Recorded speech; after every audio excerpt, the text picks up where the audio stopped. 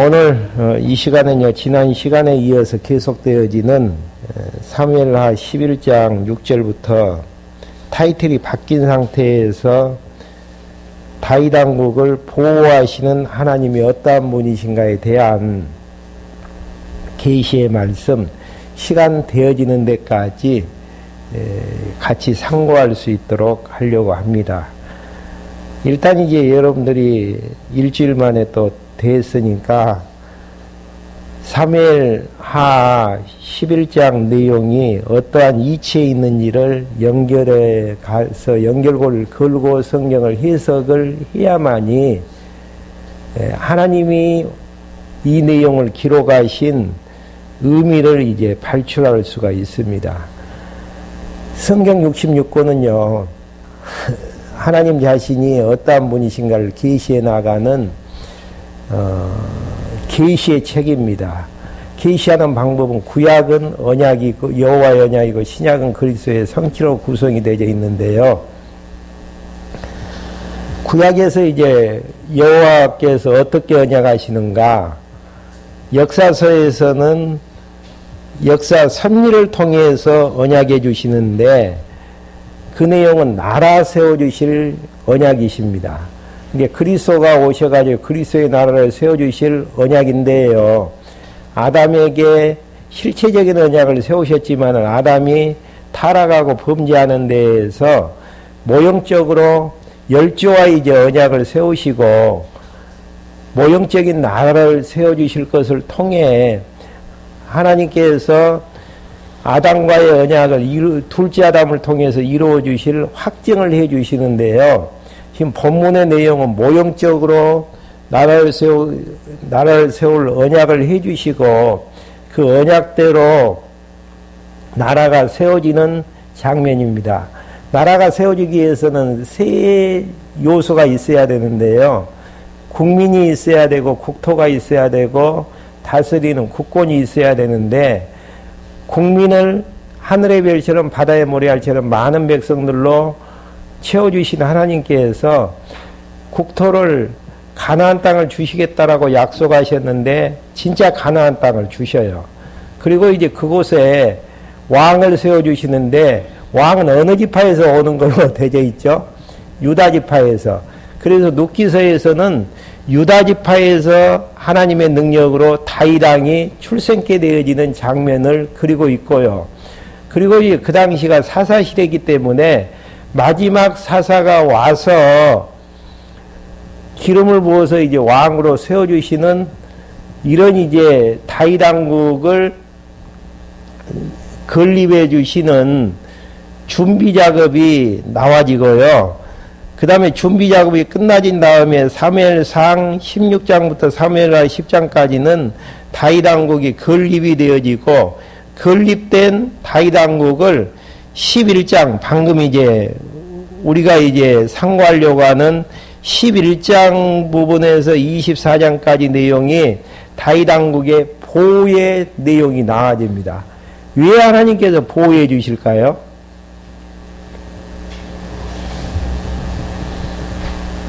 왜 보호해 주셔요?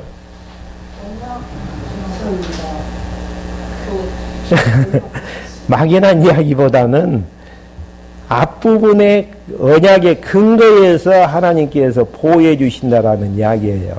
앞부분에서 언약했던 내용이 무슨 내용이죠? 사무엘하 7장 내용에서 다윗 시대 때에 이렇게 해 주시겠다. 그리고 다윗 이후에 이렇게 해 주시겠다라고 언약하신 바가 있어요. 그러면은 이제 보호해 주신다라는 내용을 하나님께서 다윗에게 하셨는데 어떤 상황에서도 보호해 주시는가? 잘하면은 보호해 주시고 못하면은 보호해 주시지 않는 게 아니고 죄악 가운데에서도 인애를 베풀어 보호해 주실 것에 대한 언약을 사무엘하 7장 내용에서 이제 해 주시는 부분입니다. 그 내용 이제 확인 한번 하고 정리를 한다면은 바르게 이제 성경을 의미 분석할 수 있을 것입니다. 7장 14절부터 16절.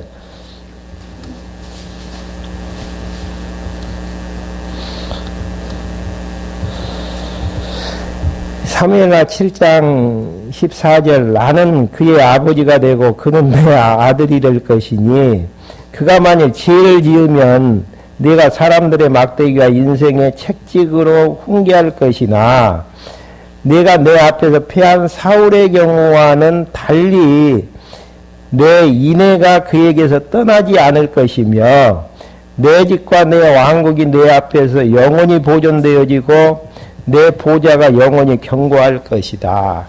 사울왕에게는 범죄를 물어가지고 패했거든요. 물론 이제 혈통 자체가 아니기 때문에 이제 그런 부분도 있었지만은 실제로 이제 범죄를 물어가지고 이제 패했는데 15절에 나온 것처럼 내가 내 앞에서 패한 사울왕의 경우와는 달리 내 인애가 그에게서 떠나지 않을 것이며 범죄하고 타락했다고 할지라도 하나님께서 베푸시는 인애가 떠나지 아니할 것임을 약속한 내용 따라서 이 내용이 이제 그대로 적용이 되어져야 되잖아요. 그래서 이제 다윗이 범죄하고 다윗 왕가가 범죄한 가운데에서도 책찍과 징계는 있지만은 망한다 안 망한다 절대 망하지 아니하고 다윗 왕국이 세워지는 부분들. 그러니까 지난 시간까지 내용에서는요 다윗 왕국이 형통 가운데에서 번창하게 되어지는 장면을 그리게 되어지는 것은 다윗의 이름을 높이게 되어지고 이제 본문 내용에서도 나오겠지만 다윗의 이름을 높이게 되어지고 평강 가운데 거하게 할 것을 약속함에 따라서 모든 이방 대적들을 무찌르면서 평강을 허락해 주시는 하나님이시거든요. 그러니까 언약이 그대로 성취되어 있는 것을 확인해 주셨는데 지금 11장부터 24장까지 내용에서는 사무엘하 7장 14절부터 16절까지 내용이 실제로 범죄하고 왕가가 타락했는데도 하나님이 보호해 주셔서 견고한 왕국을 세워주시느냐 안 세워주시느냐 이 내용이 이제 결정적인 키가 되어지는 부분들입니다. 만약에 이제 범죄했다 그래서 버려버리면은 하나님은 여호와가 되실 수가 없는데 범죄했는데도 하나님께서 보호해 주시고 인도해 주셔서 견고한 왕국으로 세워주신다면은 하나님은 약속대로 이루시는 여호와로 계시되어지는 한 방편이 되어지죠. 이런 각도에서 보호 문제가 나아지는 내용으로 제중에서도 보호해 주시는데 먼저 이제 11장부터 19장 8절까지 내용에서는 왕가의 타락과 비극이 나아지죠. 그리고 이제 왕가의 타락이 나아지는데요. 먼저 11장 부분에서는 지난 시간에 조금 하다가 이제 말았는데 다윗의 이제 범죄가 나와지는데 다윗이 자기의 이제 사자들이 전쟁에 이제 출전했을 때에 한간히 왕궁 위에 지붕 위를 걷다가 밧세바를 발견을 하게 되어지고 밧세바를 데려다가 통간하게 되어지는 장면. 근데 이제 공교롭게도 이게 이제 다른 사람한테 알려지지 않았을 뻔 했는데 임신이 돼버린 거예요. 그러다 보니까 죄를 덮기 위해서는 이제 그걸 숨겨야 되잖아요. 그래서 이제 자기 남편을 전쟁터에서 불려오는 장면이 6절부터 이제 나와집니다. 그래서 11장 6절부터 23절까지는 다윗이 자기의 범죄를 숨기려고 우리아를 기가시켜서 집에서 쉬게 만들려고 하는 장면이 이제 6절부터 나와지죠. 한번 읽어가면서 하나하나 정리 한번 해보죠. 다윗이 요압에게 사람을 보내어 말하기를 햇사람 우리아를 내게 보내라 하니 요압이 우리아를 다윗에게 보냈다. 우리아가 그에게 오자 다윗은 요압의 안부와 백성의 안부와 전쟁의 상황을 묻고 또 우리아에게 말하기를 내 집으로 내려가 내 발을 씻어라. 발을 씻어라는 이야기는 집에 내려가서 아내 밧세바와 동침하라는 이야기예요. 전쟁에서 피곤하고 힘들었기 때문에. 그러니까 이것은 생각해 주는 게 아니고 자기의 범죄를 덮기 위한 강교한 수단이죠. 근데 이제 구절에서 이제 우리아는 그렇게 하잖아요. 그러나 우리아는 왕국의 문에서 자기의 주인의 모든 종들과 함께 눕고 자기 집으로 내려가지 않았다. 사람들이 다윗에게 보고하기를 우리아가 자기 집으로 내려가지 않았습니다라고 하니 다윗이 우리아에게 말하기를 너는 먼 길에서 방금 오지 않았느냐 어찌하여 내 집으로 내려가지 않았느냐 하였다. 우리아가 다윗에게 말하기를 언약궤와 이스라엘과 유다와 장막 가운데 언약궤 가운데 머물고 있으며 내 주 요압과 내 주의 부하들이 들에서 진을 치고 있는데 어떻게 저희가 제 집으로 가서 먹고 마시고 저 처와 동침할 수 있겠습니까? 왕의 살아계신 왕의 생명을 두고 맹세하는데 이 같은 일은 하지 않겠습니다. 라고 하였다. 다시 우리아에게 말하기를 오늘 또 여기서 머물러라. 내일은 내가 너를 보내겠다 하였으므로 우리아는 그날에 예루살렘에 머물렀다. 그러니까 자기의 범죄를 희석시켜 보려고 했는데 우리아에게 넘겨보려고 했는데 그러지 이제 마음대로 안 됐죠. 그래서 이제 이걸로 이제 끝나지는 상황이 아니고 다윗이 어떻게 나가는가 13절 다윗이 그를 불러 자기 앞에서 먹고 마시고 취하게 했으나 그는 저녁에 나가서 왕의 신하들과 함께 침대에 눕고 자기 집으로 내려가지 않았다. 술 취하게 하면은 혹시 이제 자기 집으로 돌아가지 않을까 해가지고 취하게 만들었는데도 또 수포로 돌아가게 되어졌죠.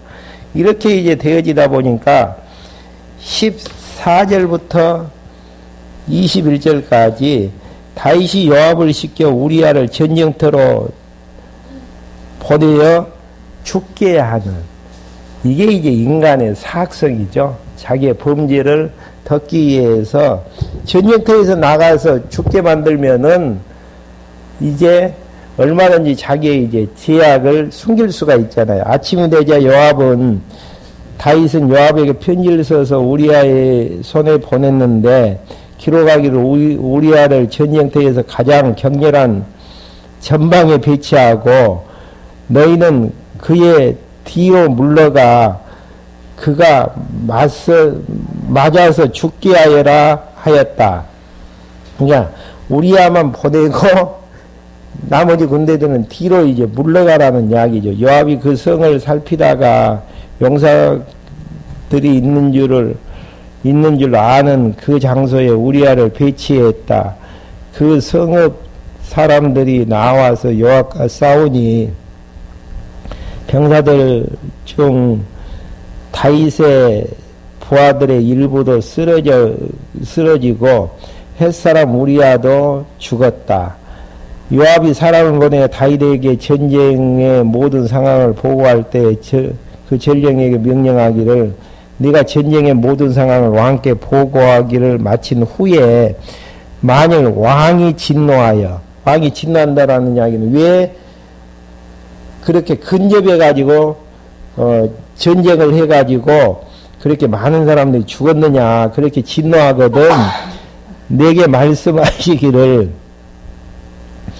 너희가 어찌하여 그 성에 가까이 나아가 싸웠느냐 너희는 그들이 성벽 위에서 쏠 줄 몰랐느냐 여룻바셋의 아들 아비말렉을 쳐 죽인 자가 누구냐 한 여자가 맷돌 윗짝을 그 위에 던져서 그가 더베스에서 죽지 않았느냐 너희가 어찌하여 성벽으로 가까이 나아갔느냐 하시면 너는 왕의 종 햇사람 우리아도 죽었습니다라고 말하여라 하였다. 이렇게 해서 이제 22절부터 25절까지는 밧세바의 남편인 우리아가 천사한 소식을 듣게 되어지는 장면입니다.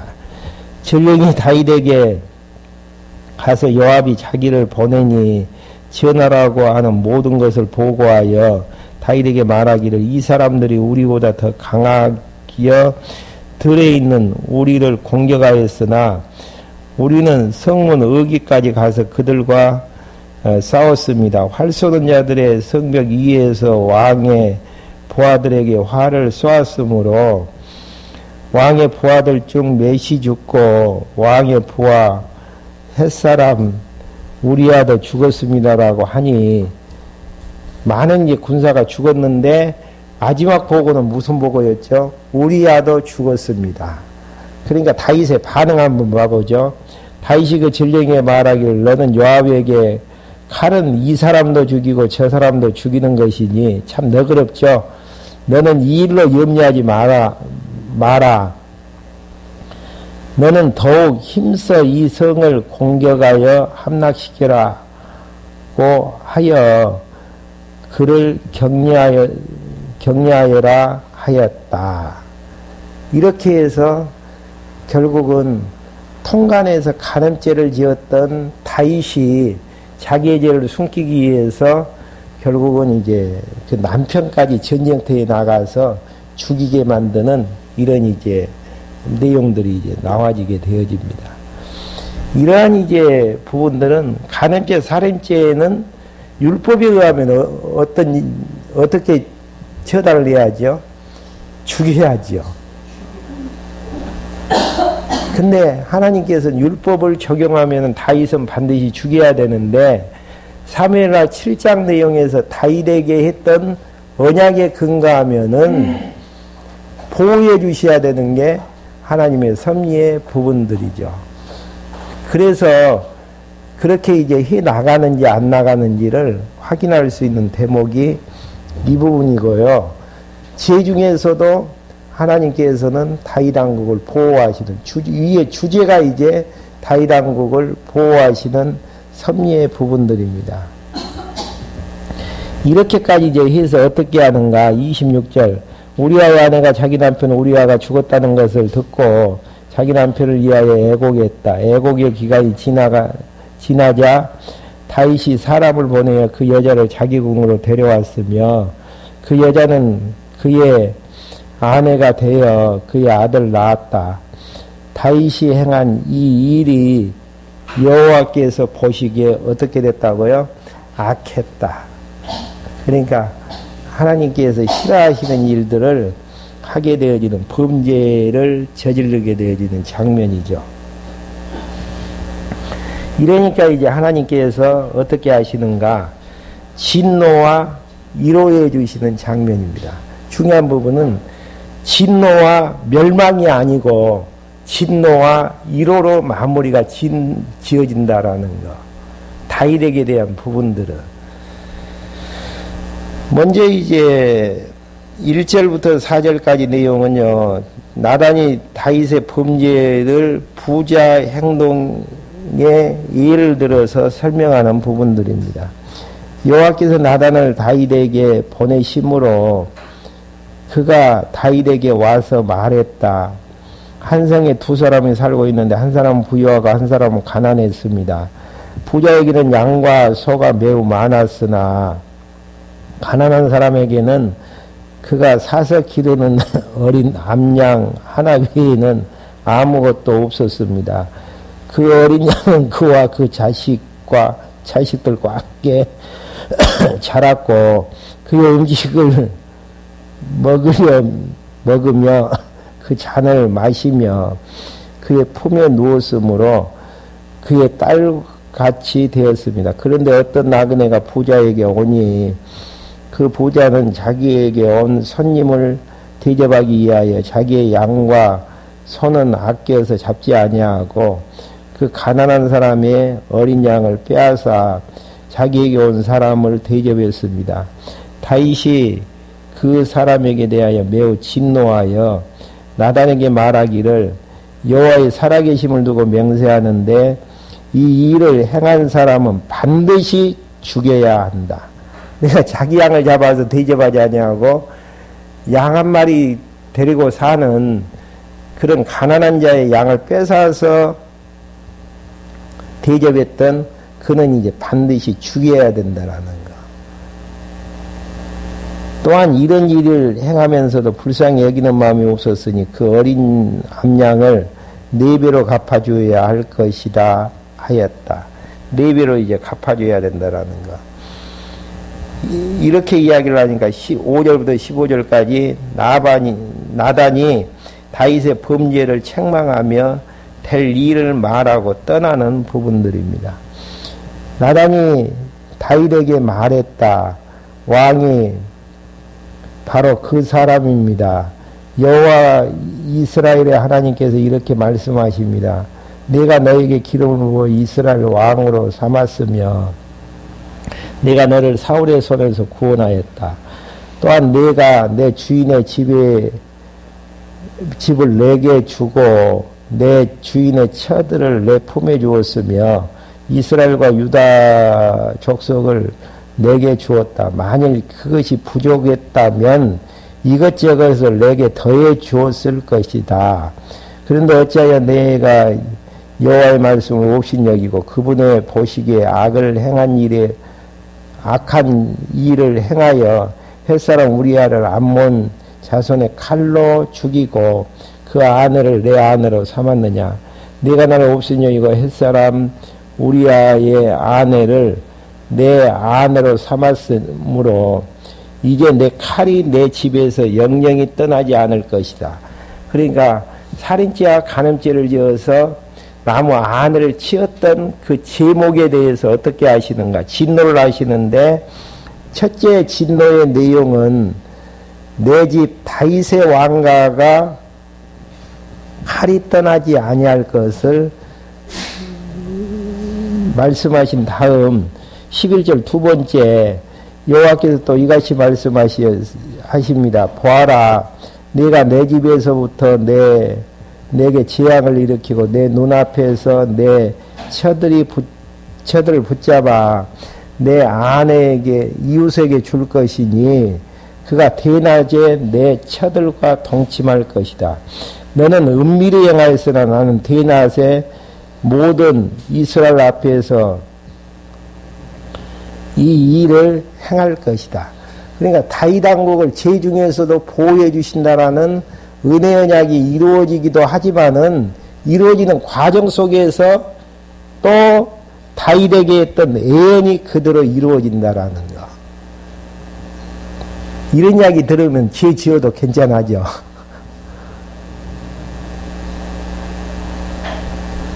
근데 왜 우리한테는 이런 지향들이 잘 안 나타나죠?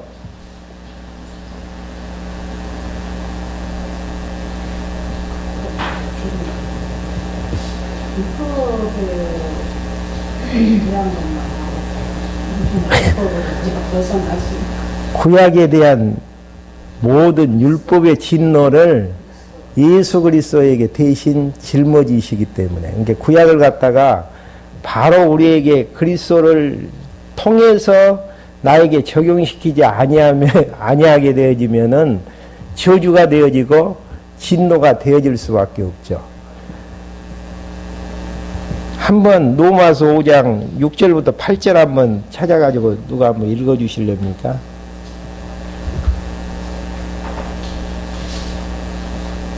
로마서 5장 6절에서 8절.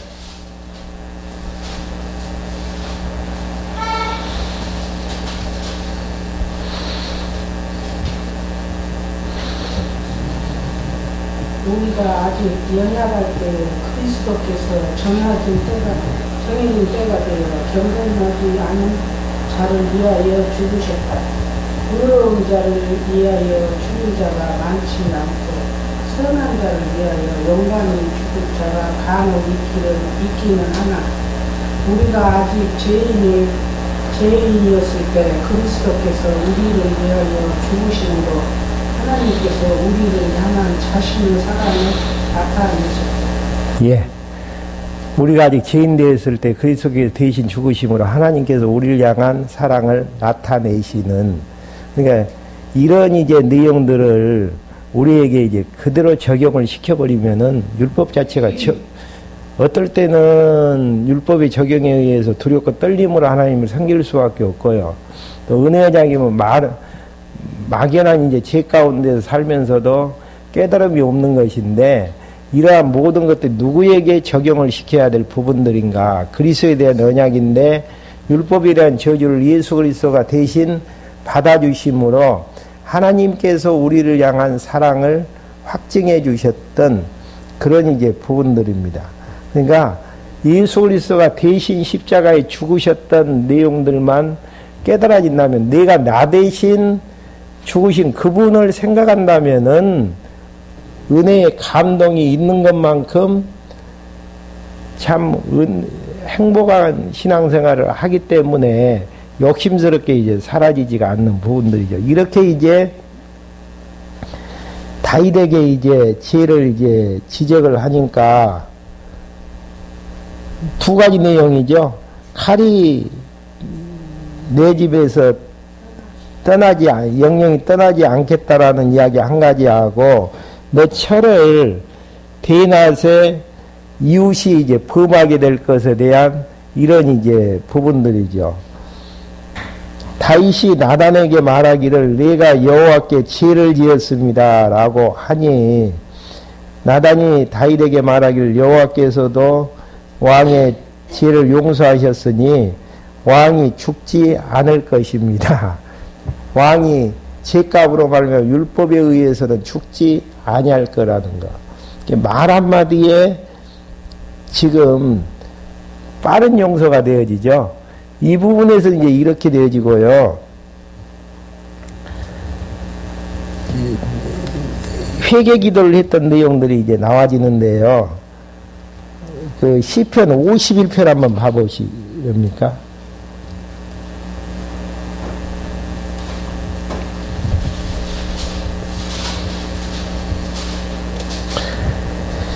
시편 51편에 보면 다윗이 하나님 앞에 회개하면서 용서해달라고 기도했던 내용이 시편 51편 한 장에 나와져 있습니다. 51편 보면은 지자를 따라 부른 다윗의 시인데요. 주제가 뭐냐면은 다윗이 밧세바와 동침한 후 나단 선지자가 그에게 왔었을 때의 고백입니다. 하나님의 주의 인애를 따라 내게 은혜를 베푸시며, 주님의 인애는 무엇이죠?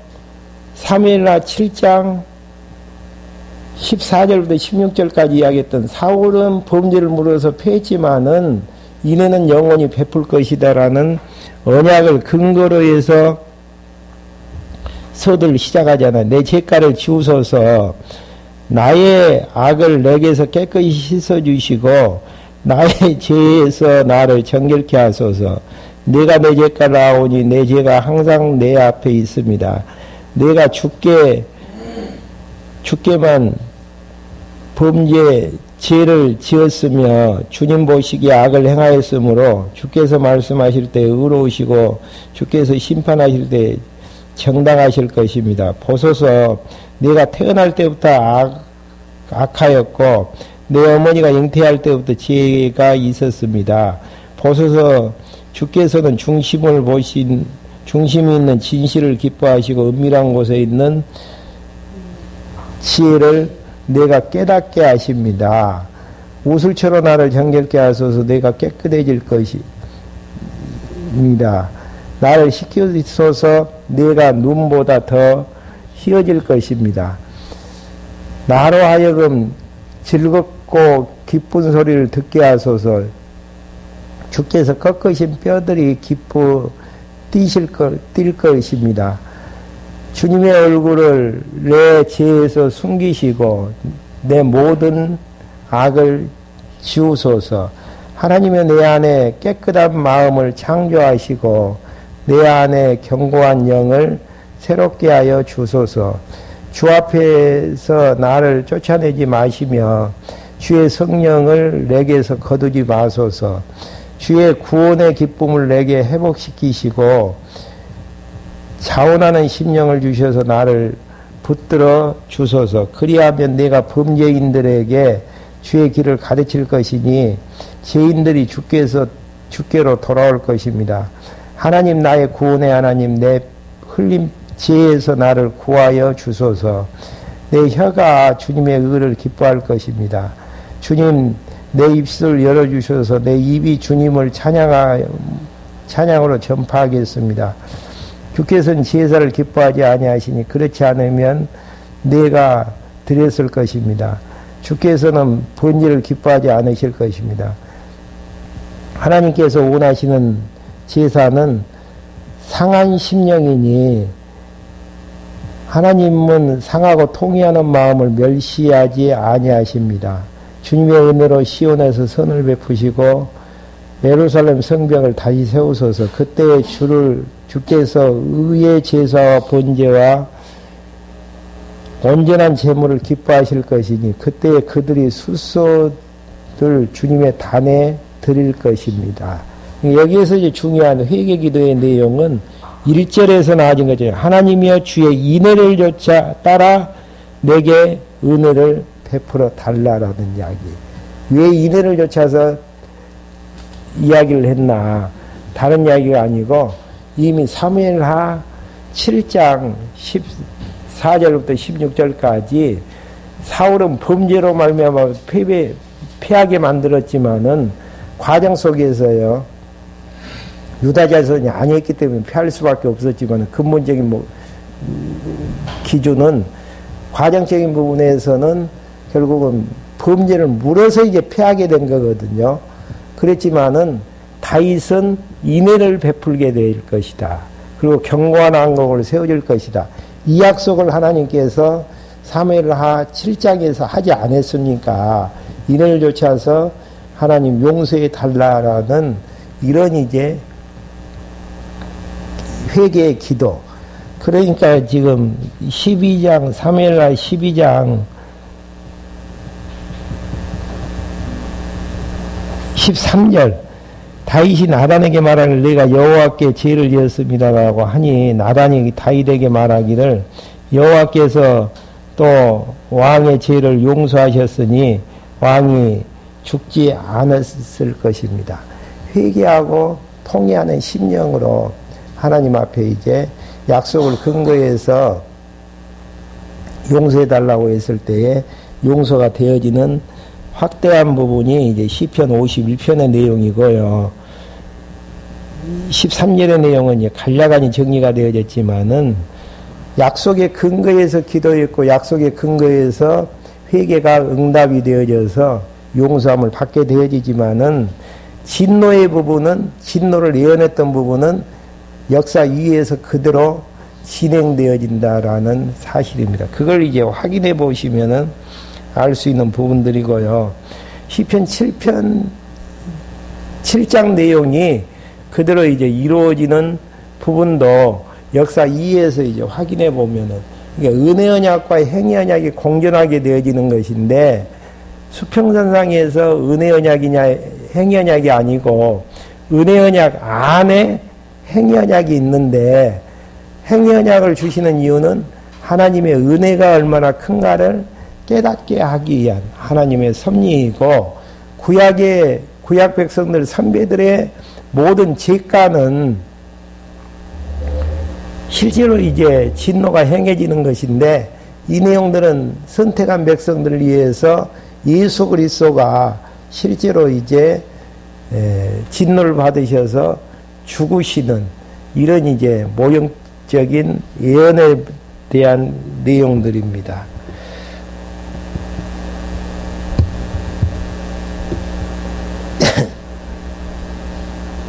그 다음에 이제 13절부터 15절까지 죄를 사했으나 낳은 아이를 쳐서 앓게 하는 내용이 13절부터 이제 15절까지 나아지는 부분들입니다. 그러나 14절 이 일 때문에 왕이 여호와의 원수들에게 비방거리를 주었으므로 왕이 낳은 아들이 반드시 죽을 것입니다 하고 나단은 자기 집으로 돌아갔다. 아들이 죽게 되어지는 이런 이제 진노의 모습. 그러니까 영원한 왕국은 피하지 않는데 과정 속에서의 진노가 있다라는 것 잊어서는 안 될 대목들이죠. 여호와께서 우리아의 아내가 다윗에게서 낳은 아이를 치심으로 그 아이가 몹시 앓았다. 다윗이 아이를 위하여 하나님께 간구하였으니 다윗이 금식하고 가서 밤을 새우며 땅에 엎드렸다. 16절부터 23절까지는 여호와께서 예고대로 밧세바에게 낳은 아들을 죽이게 되어지는, 금심하면서 했지만은 하나님께서 아이가 죽게 하시는 하나님의 섭리, 이를 지금 이제 23절까지 그리게 되어지는 장면입니다. 그러면서 이제 24절부터 26절까지는 다윗이 군사들을 모아 나빠성을 쳐서 노략물을 취하게 되어지는, 여기에서 이제 26절부터 28절까지 요압이 나빠성을 취하게 되자 다윗왕으로 하여금 그 성을 쳐서 취하도록 하는 내용이 26절부터 나와집니다. 요압이 암몬 자손의 나빠를 공격하여 그 왕국의 수도를 점령하였다. 요압이 다윗에게 전령을 보내어 말하기를 내가 물들의 성읍 나빠와 싸워 점령했습니다. 그러므로 이제 왕께서 남은 백성들을 모아서 이 성을 대항하여 진을 치시고 이것을 점령하시어 제가 이 성을 점령하여 이 성읍이 제 이름으로 불리는 일이 없게 해 주십시오 하니, 요압은 군대 장관인데요. 요압이 이제 차지하게 되면 누구 이름이 드러나게 되어지죠? 요압의 이름이 드러나게 되어지기 때문에 다윗에게 와서 전쟁에서 이제 성을 치게 되어지므로 누구의 이름이 드러나기를 원하는 부분입니까? 다윗의 이름이. 왜 이제 이런 현상들을 꼭 기록을 해야 됩니까? 다윗의 이름을 창백해 해 주시겠다라는 이름을 약속하신 바가 있습니다. 사무엘하 7장 9절 한번 봐볼까요?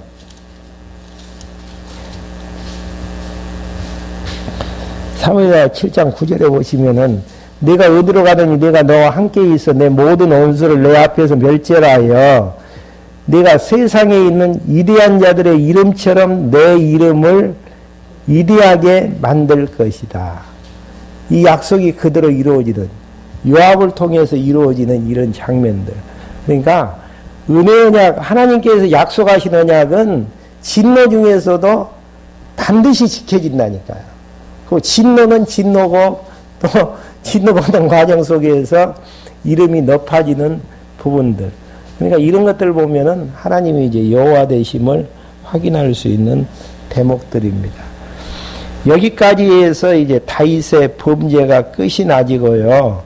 그 다음에 이제 13장 1절부터 내용은 자녀들의 범죄인데, 자녀들에게 일어날 재앙을 어떻게 예언을 했죠?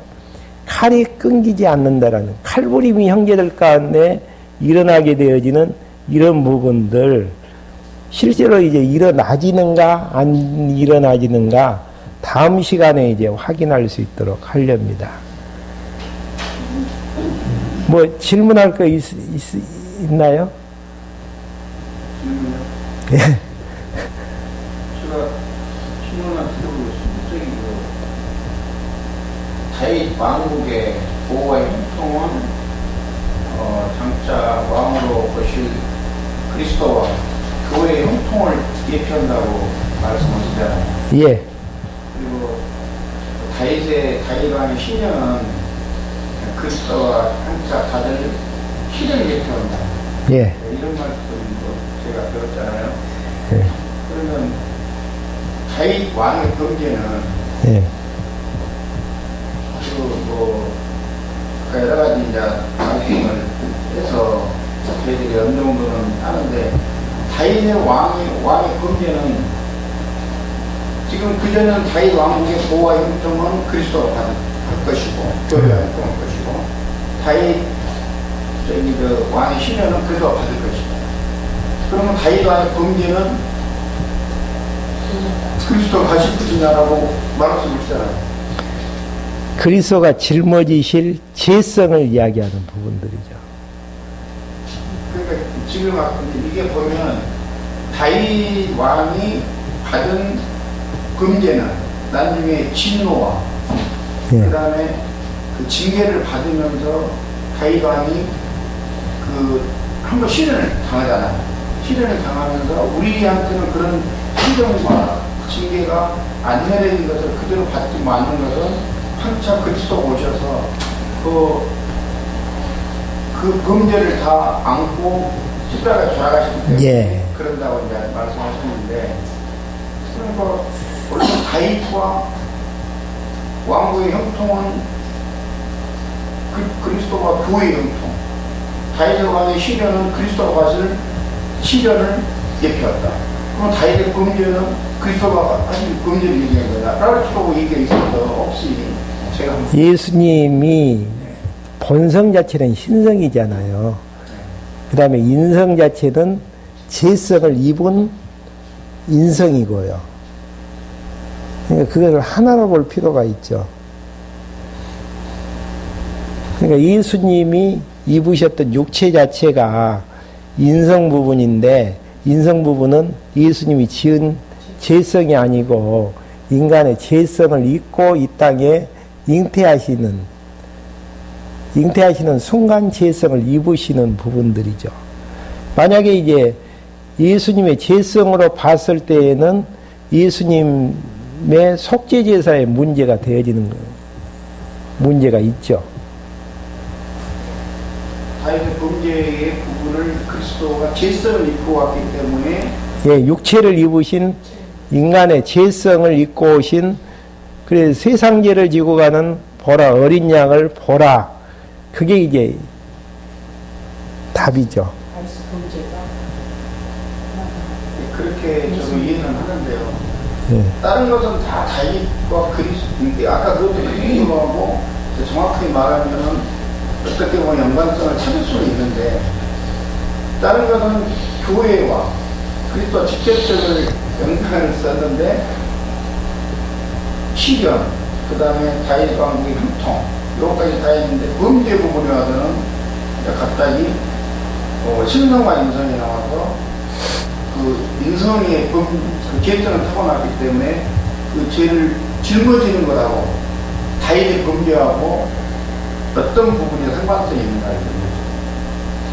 그러니까 이제 기독론에서요, 이성 문제, 인성과 신성 문제를 이성으로 보고 두 가지 성품으로 보는데, 지금 개혁신학에서 이성의 부분은 하나님은 예수님은 온전한 신성을 지니시면서도 온전한 인성을 지니셨다. 근데 이제 우리 성경에서 말하는 이성 문제는 양립되어지는 이성이 아니고, 원래 하나님께서는 본성, 신성, 하나님의 아들의 성품을 가지고 계셨는데, 이 땅에서의 사역을, 예정된 사역을 위해서 인간의 몸을 입으신 부분으로, 그러니까 이성이라는 용어 자체가 좀 문제가 되어지는 내용들이죠. 그렇게 이제 정리가 안 되어지면은 이제 복잡한 문제들이 양상이 되어지죠. 서로 이제 어떻게 교통이 되어지냐. 그래서 뭐 분리 없이, 혼합 없이 뭐 이성 문제를 이제 뭐 그런 식으로 기존 신학에서는 정리를 하거든요. 근데 인간의 몸을 입으신 걸로, 구속 사역을 위해서 입으신 걸로 정리가 안 되어지면은 속죄 사역의 문제가 되어져요. 히브리서 내용 자체에서. 예수님의 신성을 주셨다고 했을 때, 그걸 근거에 하려고 하면,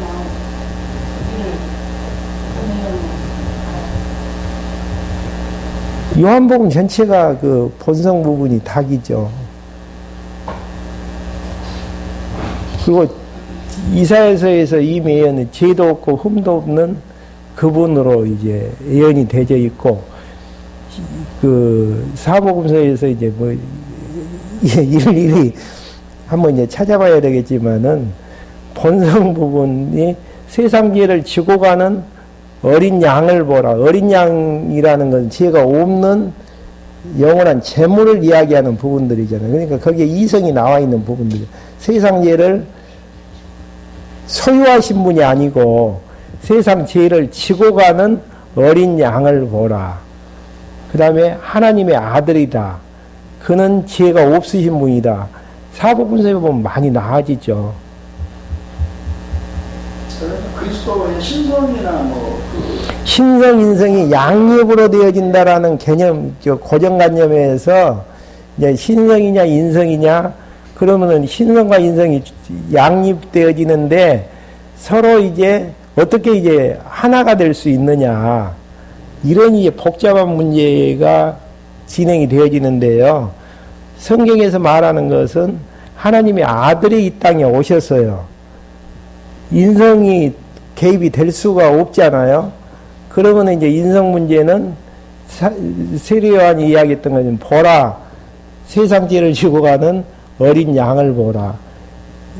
입혀 육체를 인성을 입으신 걸로 이제 히브리서 내용 어디 한번 공부하시면은 다 나아질 대목들인 성경 기절을 제가 이제 뭐 기억이 안 나서 그러는데,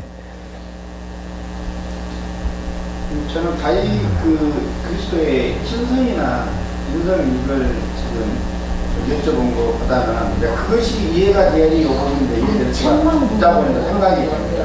그런데 다윗은 그리스도 예표라고 했는데 다른 것들은 우리가 예표다 할 때 이 부분 적용이 돼야, 아까 말씀드렸다시피. 그렇지만은 다윗의 범죄 부분, 이런 우리아를 갖다가 마늘을 담고 이런 부분을 갖다가 만약에 범죄까지도 그리스도하고 예표라고 말할 수가 있느냐, 지금 그걸 여쭤본 겁니다. 당연히 예표라고 볼 수가 있죠. 그리스도가 짊어지실 우리의 죄성을 입고 오시는 그 자체가 그리스도가 범죄를 하시진 않죠. 범죄가 없죠. 하나님의 아들이시기 때문에.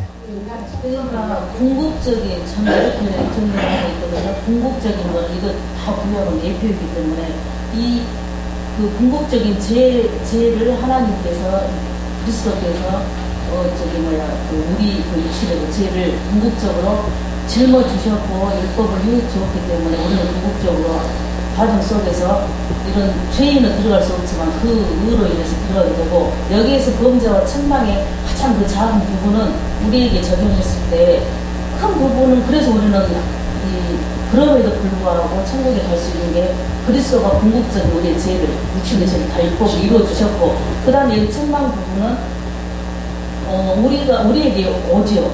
우리에게 죄를 묻자는 게 아니고 하나님이 사랑의 징계로서 그 아픔을 줘가지고 영적인 아픔을 줘서 분명히 그거를 육신적으로 우리에게 또 적용할 부분을 물어본 것 같아요. 책망. 아니요, 네가 말하는 적용 문제는 뒤에 적용 문제고요.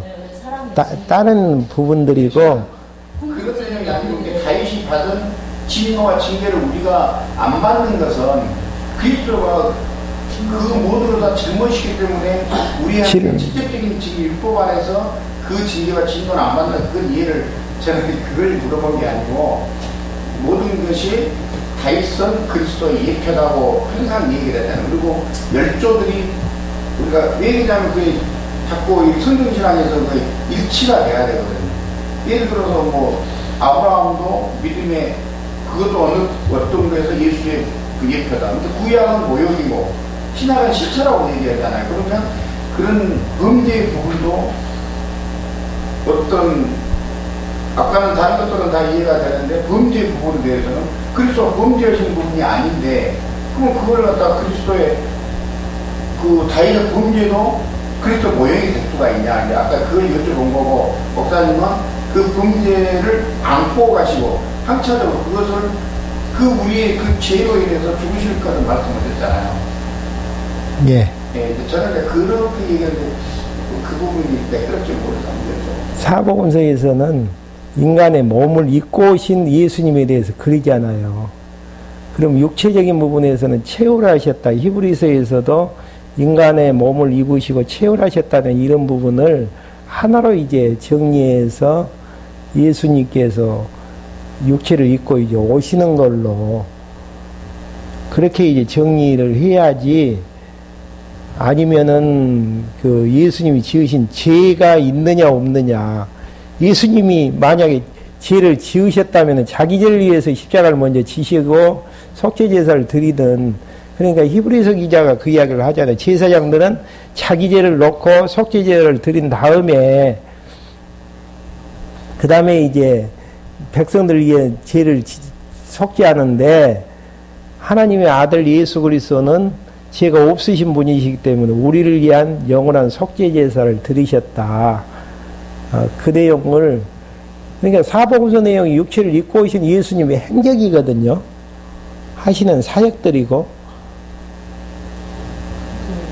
세상 죄라는 그 말씀 가운데 말하면 다시 진 죄도 다 그거예요. 아니냐 그 내용은 이동주 유사님이 질문하는 요지는 다윗이 죄를 지은 것에 대한 다윗은 이제 뭐 오실 메시아에 대한 예표면은 예수님도 이제 죄를 실제적으로 지었다라는 근거가 있어야 되는데 다른 항목들은 다 예수님에게 직접 적용이 되어지는데 왜 이제 죄를 지은 부분에 대해서는 그 도구로 이제 적용을 시키느냐 지금 그 이야기 아니겠습니까? 그런 것은 큰 틀에서 보면 항상 천주교에서 보면 성부, 성자, 성령님 그렇게 봤을 때 우리도 큰 틀에서 이해한다면 성령님의 보면 그 속성을 이해하고 성부의 속성, 성자의 속성을 이해한다면 범죄의 속성도 인간의 속성도 결국은 다윗도 인간의 속성을 지금 이야기하고 있는 거잖아요. 그게 바로 이제 큰 틀에서 보면 이해가 그러니까 삼위일체부터 정리가 되어지면은 또 이제 그 근본적인 문제의 해결점이 없습니다. 영원하신 하나님께서 하시는 사역에 의해서 성부 사역, 성령 사역, 성자 사역이 이제 드러나 계시적인 방편에서의 이제 사역이거든요. 원래 이제 본질은 영원성을 가지고 계시는 영원하신 하나님에게서 출발이 되어지는 관점이죠.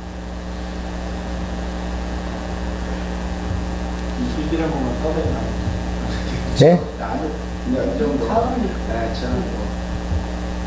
그러니까 이제 육체를 입으신 예수님을 하나로 보면서 정리를 해 나가느냐, 아니면 예수님, 그러면 이제 범죄에 대한 부분이 있었느냐 없었느냐 그런 신학적인 문제도 많거든요.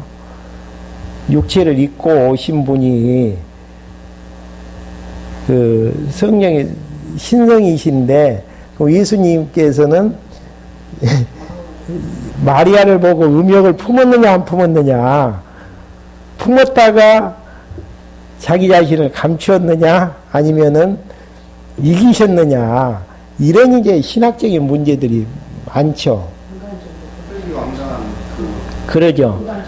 그래서 이제 현대인들이 영화를 그런 방식으로 이제 만들었던 영화들이 나왔을 거예요, 실제적으로. 근데 안에 성령이 강하시기 때문에 성령이 예수님께서는 누구를 어떤 사람 보고 욕심만 내고 도덕질이다. 예. 이렇게 음욕만 품어도 가능했다.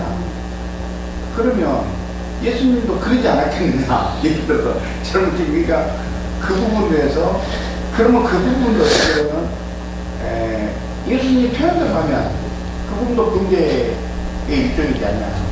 예, 그런 적이 없다는 내용이요. 그거를 제가 어디에서 옛날 어디서 들었던 그 기억이 맞는지 모르겠지만 그 인성 자체를 이제 가지고 성령의 충만함으로 그게 나타날 수 없는 것을 목사님 인설을 한 거거든요. 성령의 능력으로 이기셨죠. 성령의 완전 왜 그러냐면은 그 근거는 사단에게 이제 세 가지 시험을 받을 때 말씀의 능력으로 틈을 안 보이고 이기시듯이 성령의 능력으로 이기시는, 신성으로 이기시는, 예.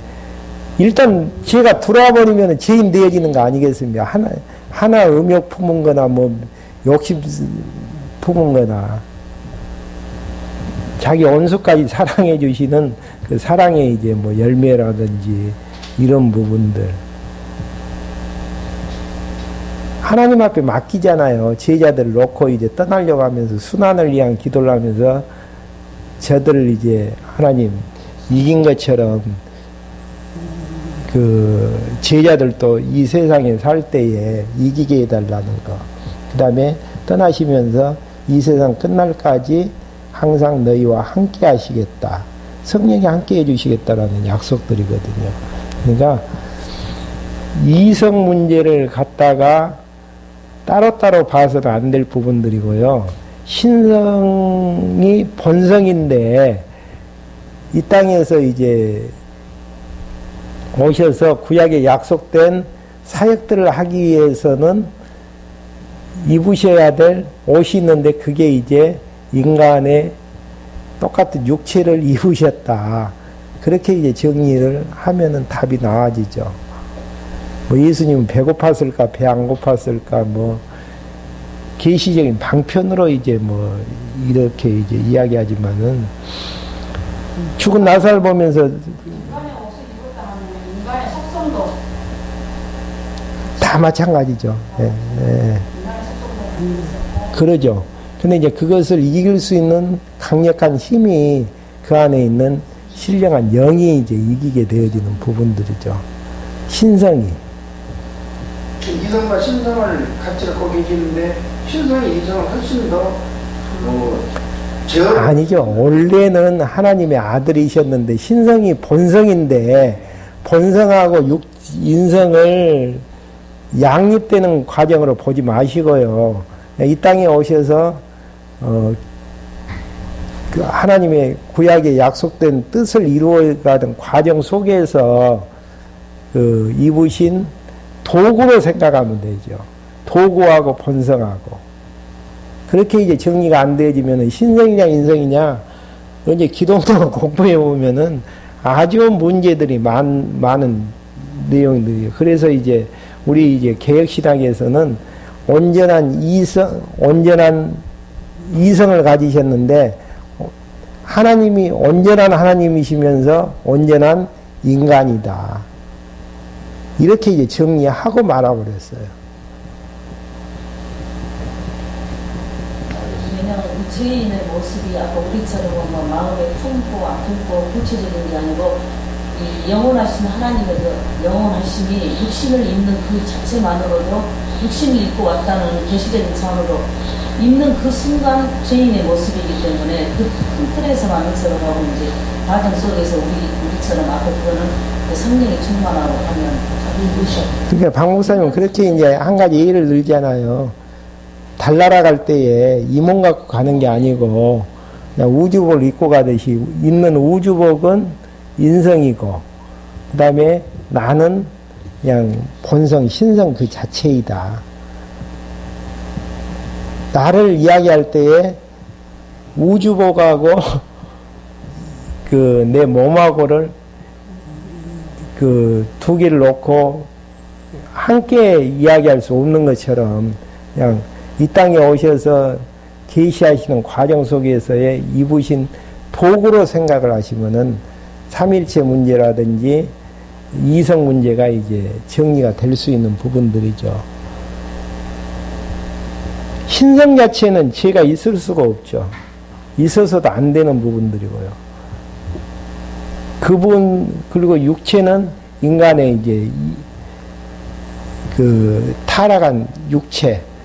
그래야지 십자가상에서 그 타락한 육체의 진노를 십자가상에서 받으심으로 제 문제가 해결시켜 주는 이제 그런 부분들입니다.